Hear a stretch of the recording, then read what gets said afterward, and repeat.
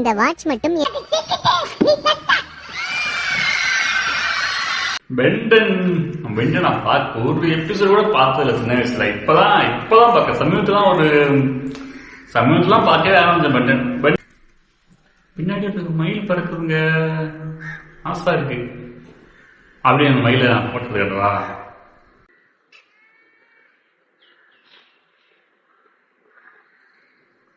மறந்துட்டாருங்க. அன்னைக்கு அந்த இதில் நிற்குது பாருங்க. சத்தியல்ல மாசா கெத்தா கேட்கணும். ஃபாதர்